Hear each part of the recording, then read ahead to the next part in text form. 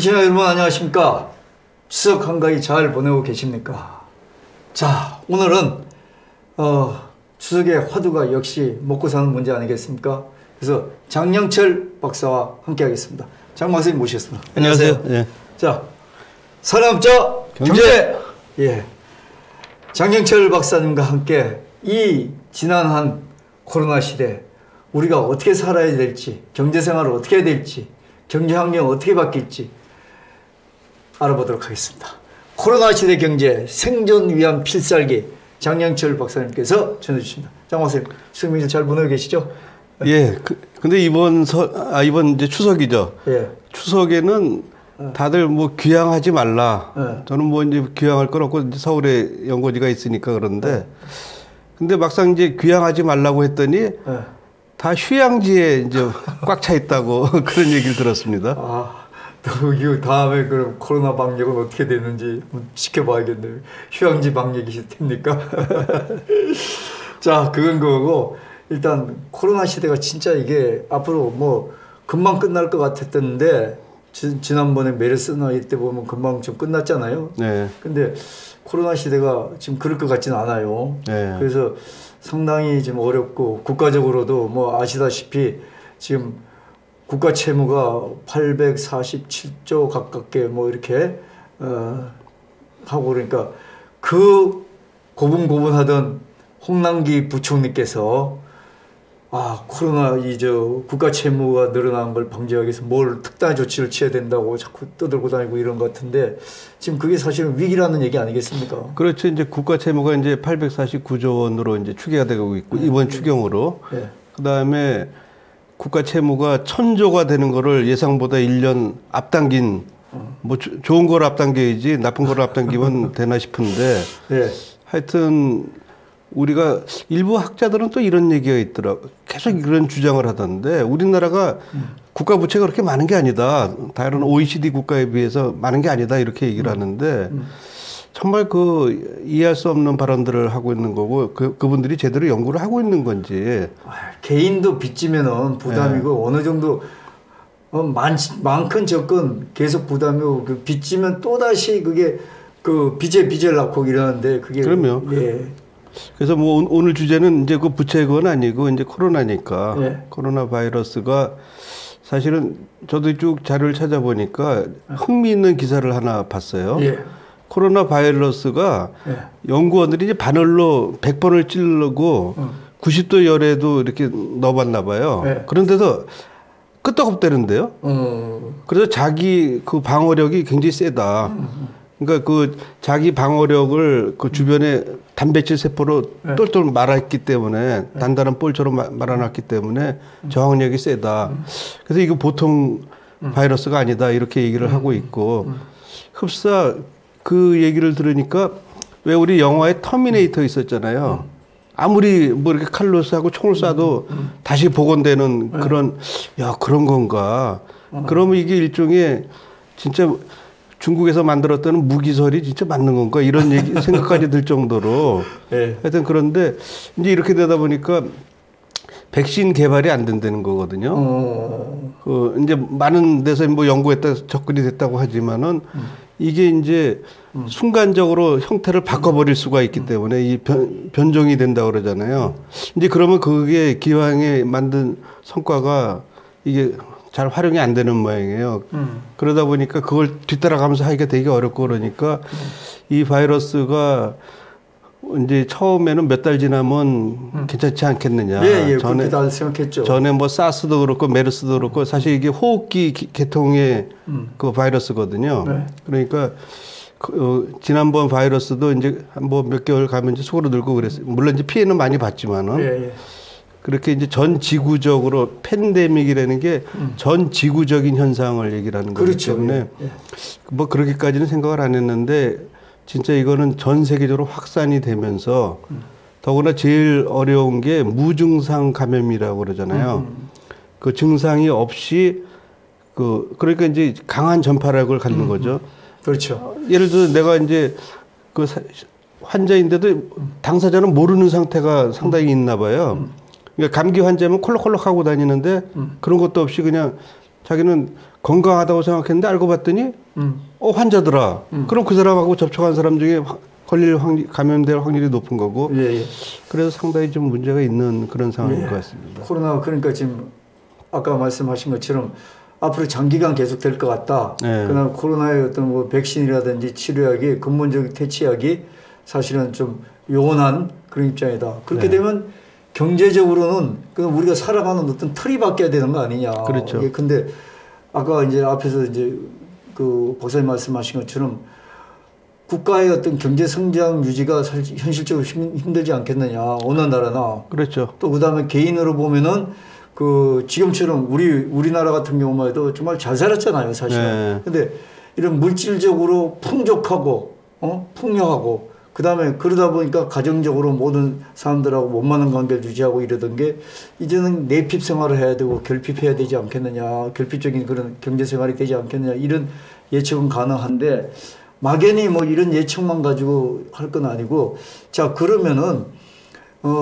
박사님 생각할 때 우리 국가의 경제 운영은 뭐 전반적으로 어떻게 돼야 되고 또 그다음에 가정이나 개인의 어떤 그 경제 생활은 앞으로 어떻게 하는 것이 합리적이고 타당한지에 대해서 좀 국민들이 알고는 있지만 저처럼 그냥 내핍 생활 해야 되고 뭐 이런 건 알고 있지만 사실 구체적인 방안은 모르거든요. 그래서 좀 그 부분에 대해서 좀 얘기를 좀 해줬으면 고맙겠습니다. 그러니까 지금 이 코로나 바이러스 이 전파력이 워낙 강하다 보니까 그 사회적 거리두기라는 용어가 이제 다 설명을 하고 있거든요. 그럼 거리를 둔다. 그렇다면 우리가 그 얼굴 대 얼굴을 마주치면서 그동안 모든 이걸 텍트라고 그러죠. 서로 이제 접촉을 하는 그 이 접촉이야말로 사실은 우리 그 다음 그림을 한번 보시면은 그 미켈란젤로가 이제 시스나 성당에서 이게 누워서 이제 그림 그렸다는 거잖아요. 천장 벽화인데 그 아담의 창조라는 타이틀이 붙었는데 하나님이 아담을 창조하고서 그 육체를 만들고서 이게 이제 혼을 불어넣는 장면이거든요. 그 입김을 불어넣어서 이제 혼과 육이 이제 새로운 사람으로 이제 그러니까 만물의 영장으로 이제 바뀌는 그런 순간이기 때문에 이 텍트의 중요성을 얘기하는 거거든요. 그다음에 그다음 장면도 보면은 이제 이거를 본다서 이제 그 감독께서 스필버그 감독이 또 훌륭하신 감독이잖아요. 딱 본따 갖고 외계인하고 텍트하는 그런 장면, 요게 두 개가 이제 어떻게 보면 상당히 시사하는 장면이라서 제가 이제 뽑아왔는데요. 그렇게 이제 사람들은 기본적으로 텍트하면서 살아가는 대면을 통해서. 그리고 우리가 이제 그 가족이든 사회든 간에 다 접촉을 하면서 살아가는 건데 이 사회적 거리두기로 이제 강제적으로 격리가 되는 상황이 됐잖아요.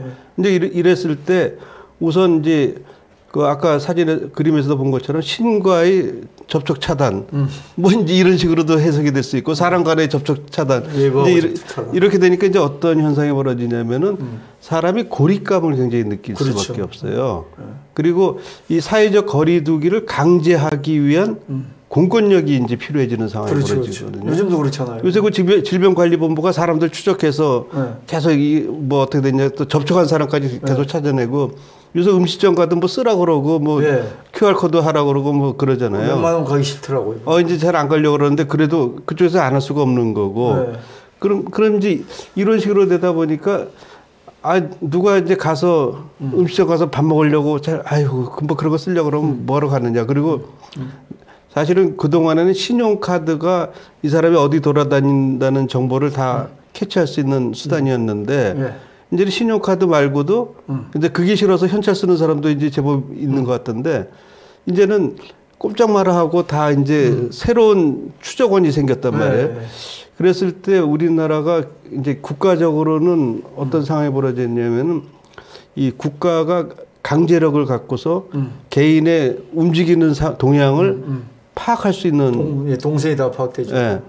그리고 이제 개인은 이제 고립되고 이 사람이 고립되고 무언하다, 누가 원조가 없다. 이랬을 때 우울증이 생기고 분노가 생기거든요.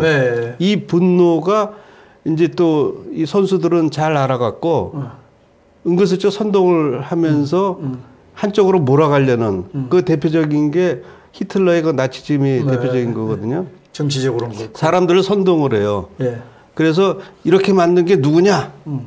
쟤다. 히틀러는 이제 유태인이다. 이제 이런 거거든요. 예. 무슨 그다음에 뭐 아리안족이 우수한데 저 이상한 종족이 와서 그러니까 이제 종족 청소를 하겠다. 이런 극단적인 상황인데도 독일의 그 지성인들은 동조를 한 거거든요. 예. 실제로 그러니까 그 어떻게 보면 제노사이드 개념에 그 아우슈비츠 이런 사건들이 생긴 게 이 멀쩡하던 사람들이에요. 멀쩡하던 사람들이 이런 집단적인 우울증이 걸리면서 이상한 형태로 가고 전체주의 체제로 바뀌더라. 그래서 이제 굉장히 위험한 상황이라고 저는 그런 생각해요. 사회적으로는 그런데 경제적으로는 또 그 국가의 경제적으로는 사실은 그 이렇게 되다 보면 접촉이 줄어들다 보니까 글로벌 우리가 우리나라 같은 수출하는 나라인데 수출로 먹고 사는데 일단 글로벌 공급망 그 연결하는 게 일단 위축되지 않겠습니까?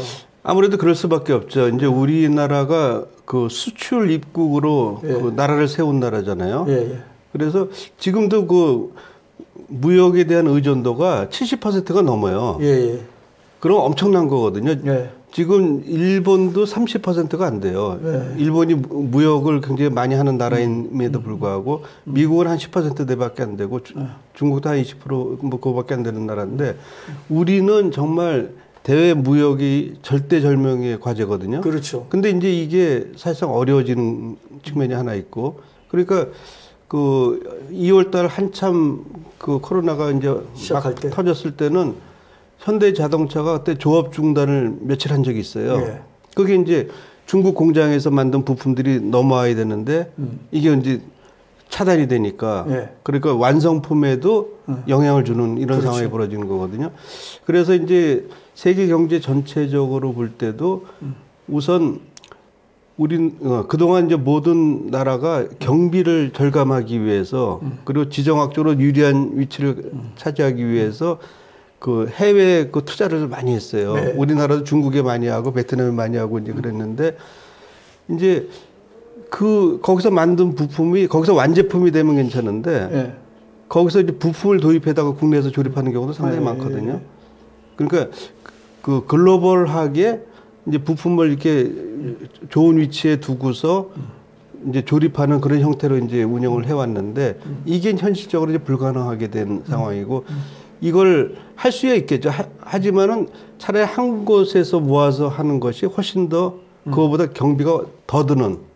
그러니까 기업 입장에서는 이제 그 경비가 더 드는 걸 할 필요가 없는 거죠. 그렇게 되다 보면 자연적으로 우리나라 같은 경우에는 네. 그 이제 베트남이라든지 중국이라든지 이제 그 생산 단가가 싼 네. 이런 데 가 있던 기업들이 결국 생산 단가가 비싼 우리나라로 다시 복귀하는 거 리셔링이라고 그러죠. 이게 네. 리셔링 할 수 있는 그런 어떤 현상도 분명히 그런 이제 여건들은 된 건데 네. 문제는 이제 우리나라가 그 리쇼링을 할 기업들을 받아주는 여건들이 돼 그렇죠. 있거든요. 근데 지난번에 그 어디서 이제 그 대상 기업들한테 설문조사를 해보니까 이 노동 문제가 해결이 안 되면 못 들어오겠다. 이게 그러니까 이제 어떻게 보면은 우리가 이제 4차 산업 기술 혁명도 되고 그래서 기술이 발전이 되면서 인건비가 그 이제 큰 비중을 차지 안 하는 것 같아요. 점점 그 비중 낮아지고 또 생산성이 높아지니까 그러면은 이제 그 노동 조건만 이제 맞으면은 돌아와 보겠다는 그런 생각을 하는데 현실적으로 그게 가능하겠느냐.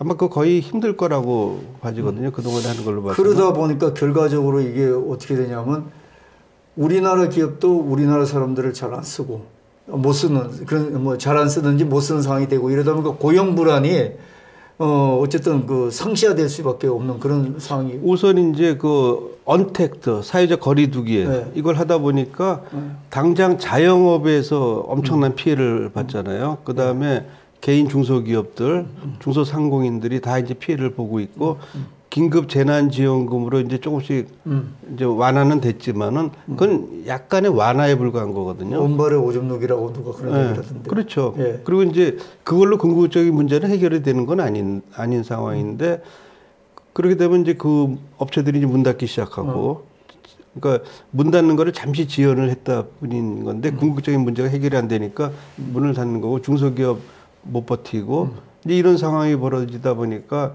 이제 실업 대란이 연말쯤에 되지 않겠느냐 우려를 하는 게 하나 있고요. 그다음에 또 두 번째는 이제 그 비대면으로 하다 보니까 재택근무를 이제 굉장히 많이 시켰잖아요.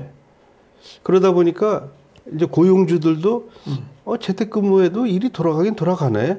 이걸 이제 아신 것 같아요.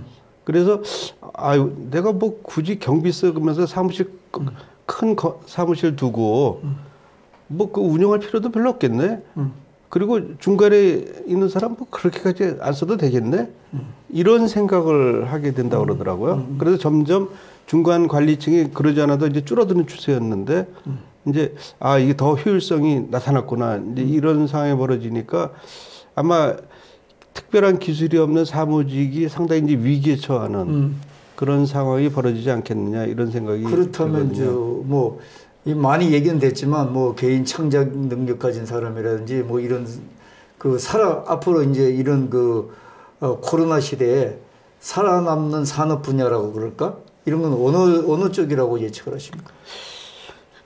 근데 이게 참 무지하게 어려운 게요. 네. 이제 자기가 이제 개인적인 특성을 가져야 되거든요. 네. 근데 우리가 이제 자기가 어떤 특성을 갖고 있는지 잠재력을 갖고 있는지를 잘 모르고 특히 뭐 기성세대는 그렇죠. 네. 젊은 사람들은 자기 직대로 이렇게 많이 실제로 근데 젊은 세대도 보면은 하니까. 그 왜 평준화 교육, 평등 교육의 여파로 사실은 중간층에 대한 거는 돼 있지만은 특출나게 자라는 계층에 대한 개발은 사실 안 돼 있다고 봐야 되거든요. 그럴 수 있습니다. 네. 그러다 보니까 특출나게 자라는 사람들은 또 괜히 이제 사촌이 뭐 땅 사면 배 아프다며요.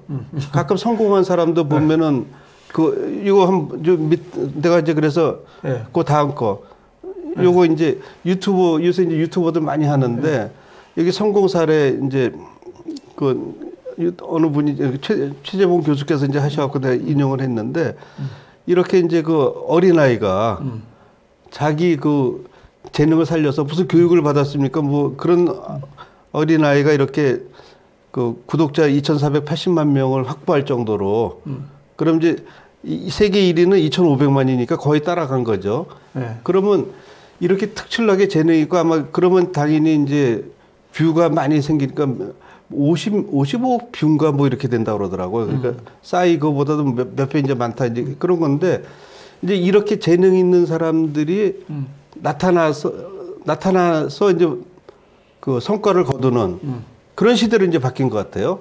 그러면 이제 이걸 또 시샘하고 이게 뭐 이상해서 어린애를 데려다가 이렇게 돈을 벌면 되겠느냐 또 이제 이런 얘기들을 하는 사람들이 생기고 이제 그런다는데 우리가 이제 이렇게 특출난 개성을 가진 사람이 이제 자기 실력을 가지고 그다음에 더 중요한 거는 소비자한테 선택을 받을 수 있는 그런 실력이 필요한 시대가 됐다고 그러거든요. 네. 근데 이제 그런 소수의 사람만이 이제 올라갈 수 있는 상황이 된 게 아닌가 이런 생각이 좀 들어요.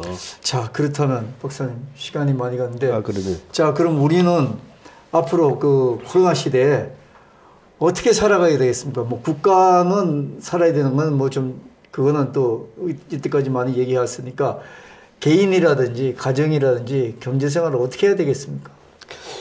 우선 그 이제는 종전과 같은 그 고도 성장의 시대는 이제 끝난 것 같다. 이렇게 보셔야 될 것 같습니다. 그러니까 우리는 삶이 나날이 매년 늘어나는 시대에 살아왔다가 이제 줄어드는 시대로 이제 들어가거든요. 그러니까 누구는 이제 수축 사회라는 용어를 쓰는데 저는 공감을 해요. 그러니까 우리가 이제 종전에 경험해 보지 못한 줄어드는 시대로 가고 있거든요. 줄어드는 시대에서는 자기 자신을 겸손하게 바라봐야 된다. 그러니까 그 계속 늘어나는 사회에서는 내가 뭘 해도 할 수 있다. 이렇게 생각을 했는데 지금은 줄어드는 사회에서는 안 되는 게 있는 거다. 그래서 그 정말 소수가 이제 다수를 먹여 살리는 구조로 바뀔 거예요. 그리고 우리가 지난번에 기본소득 논의했잖아요. 네. 그러니까 기본소득의 계층으로 아마 될 것 같다는 생각이 네. 좀 많이 수명은 늘어나니까. 상당수가. 네. 그래서 이제 그 우리가 이제 그 물질에 대한 집착을 이제는 버려야 된다. 이제 정말 대박을 터뜨릴 재능이나 그런 게 없으면은 이제 겸손해져야 되겠다. 그러니까 그렇겠네요. 그러니까 돈에 대한 집착을 버리다 보면 사회 구조도 돈이 모든 걸 결정하는 네. 그런 구조에서 또 바뀌어질 수가 있겠네요. 네. 그러니까 이제 그렇게 되면 어떻게 되냐면은 우리가 그동안 소홀히 했던 것들이 있어요. 예. 어떻게 보면 가족에 대한 가치라든지 그다음에 주변 공동체에 대한 가치 이런 부분에 대해서 굉장히 소홀해 왔는데 그동안에 경제 성장을 하면서 돈에 욕심이 생기니까 돈 하면서 따라다녔거든요. 네. 그러니까 이제는 우리 본연의 인간적인 가치, 인간적인 삶에 대해서 조금 더 주의를 기울일 필요가 있겠다. 그걸 하려면 경제적인 생활은 또 어떤 실천인가요? 근데 이제 그러니까 이제 경제적인 생활에 대해서는 자기가 좋아하고 하고 싶어 하는 일을 할 수밖에 없는 거고 상당수가 그 기본소득제로 아마 커버가 되지 않겠느냐 이렇게 전망이 돼요. 그러면 뭐 나이 든 사람은 기본소득제로 국가에서 준대지만 개인의 경제생활 하는 거는 아무래도 시대는 그래도 그 전체적인 어떤 그 문명 구조가 굉장히 디지털화 됐으니까 이제 나이 든 사람도 디지털 사회에 적응하는 그런 노력이 필요하지 않을까요? 물론이죠. 네. 그래서 지금은 이제 디지털 기술을 인식을 못하면은 활동할 수가 없는 상황이기 때문에 아무리 나이 드신 분이고 새로운 것이라고 하더라도 두려워하지 말고 꼭 배우셔야 되는 거고 거기에 플러스해서 이제 100세 시대라고 그러잖아요. 이제는 혼자서 해야 될 일들이 너무 많아지는 거거든요. 그래서 혼자서 꼭 할 수 있는 최소한 1인 1기 정도는 갖고 있어야 된다. 하다못해 뭐 요리를 한다든지 뭐래도 누구는 이제 못 하나도 제대로 잘 바꾸면 괜찮을 거다 뭐 그런 얘기도 하고 그러는데 이제 왜냐면 사람의 가치가 높아질 가능성이 높아지거든요. 그러니까 아주 특출난 사람들은 잘 나가지만 중간에 있는 사람도 이제 사람의 가치가 상대적으로 높아질 가능성이 있다고 보고 있어요. 그러니까 생존을 위해서 경제 생활을 영위하기 위해서는 작지만 자기 걸 하나 가져야 된다. 그러니까 뭐 전에는 좀 도외시했던 무슨 뭐 도배 기술이라든지 뭐 이런 거라도 다 가지고 어떤 생활을 영위해 나가야 된다는 거죠. 그렇죠. 그러니까 전에는 이제 자기가 모든 사람이 사장되고 회장되고 뭐 이런 이제 포부들을 가졌잖아요. 근데 그 포부를 아무리 가졌다고 하더라도 현실적으로 소비자가 선택을 할 수 있도록 그런 실력을 갖추고 감성이나 운이 또 같이 따라줘야 되는 거기 때문에 그 미래 사회에서는 정말 그렇게 성공하기 쉽지는 않은 거다 이런 생각이 좀 드는데 그렇다면 생활을 하려면은 결과적으로 이런 사회 구조 앞으로 그런 사회 구조가 될 텐데 하려면 기술을 뭐 아주 고급 디지털적인 고급 기술이라든지 아니면 아까 내가 얘기한 것처럼 그냥 우리 생활에서 필요한 못 박는 기술은 아니지만 도배하는 기술이라든지 뭐 이런 기술을 하나 가지는 게 경제생활을 영위하는데 상당히 유리한 방향이 될 거다 이런 말씀입니까? 실제로 보면은 이제 미국 사회나 이런 데도 보면은요 그런 이제 우리가 볼 때는 굉장히 작은 기술이라고 그러지만 그걸 가지고 전문성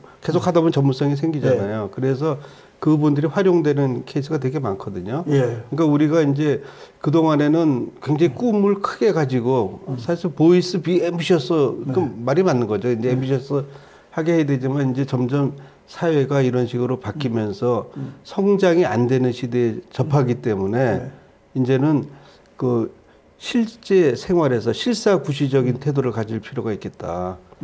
물론 이제 재능 있는 사람들은 성공해야죠.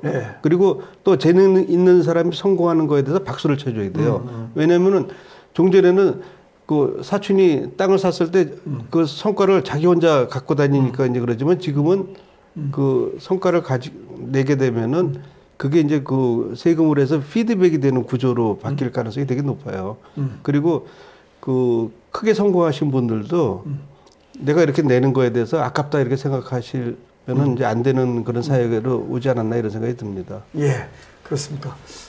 조금 더 들으면 좋겠는데 시간이 많이 돼서 자 오늘 어쨌든 지금 그 코로나 시대 장기간 간다고 우리가 예측을 할 수밖에 없는 이 시대에 장희철 박사님께서 이제는 개인의 경제생활, 가정의 경제생활이 실사구시적으로 갈 수밖에 없다.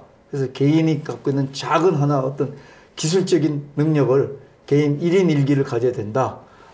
여기에 대한 어떤 어드바이스 말씀이었습니다. 이렇게 정리하면 될까요? 뭐 도움이 됐는지 모르겠습니다. 아닙니다. 네. 정말 도움이. 네. 제가 한번 경험인데, 방송 끝나고 얘기해야 될 거지만, 뭐 방송에도 한번 실제적으로 도움이 될 것 같으니까. 제가 하와이를 한번 이렇게 간 적이 있는데, 하와이에 한인이, 한국 사람이 한국에 있는 그 벽돌 붙이는 사람, 벽돌 붙이는 사람이잖아요. 이 사람을 일당을 다 주고, 그 다음에 비행기값까지 다 주고 모셔오더라고요. 그래서 왜 그렇게 하냐고 물어봤더니, 그걸 다 줘도 하와이에서 미국 사람 쓰는 것보다 훨씬 더 돈이 이득이랍니다. 그러니까 우리가 그런 걸 모르고 지냈던 거죠. 계속 나라가 경제 성장을 하고 계속 주변이 풍요하니까 아까 말씀처럼 좀 더 내가 사장돼서 누리는 것만 배웠지 이렇게 어려운 시기에 살아가는 해안을 우리가 못 배웠다는 거죠. 그래서 그게 지금 말씀 듣다 보니까 반면교사가 됐다 이런 생각입니다. 그래서 이제 앞으로는 개인은 고립될 수밖에 없는 거고, 예. 그러니까 주변에 소그룹 활동이나 가족 이런 데 강조를 또 하고 있지만은 이제 온라인 상으로도 이제 접촉 대상이 굉장히 넓어지거든요. 온라인은 무한이 되니까. 그래서 이제 우리가 온라인 비즈니스나 이런 데 대해서도 좀 많은 관심을 가지고 해줄 필요가 있겠다 이런 생각이 좀 듭니다. 예, 알겠습니다. 아까 뭐 디지털 기술을 습득하는 거는 1차적인 거라고 말씀하셨으니까. 네네. 알겠습니다. 하여튼 뭐 코로나 시대 오늘 추석 잘 보내시고 우리가 앞으로 경제생활 이렇게 하면 좋겠다. 장영철 박사님의 그 어드바이스 우리가 명심해서 한번 살아가는 방법을 해안을 한번 택하시기 바랍니다. 자, 끝내겠습니다. 사람자 경제!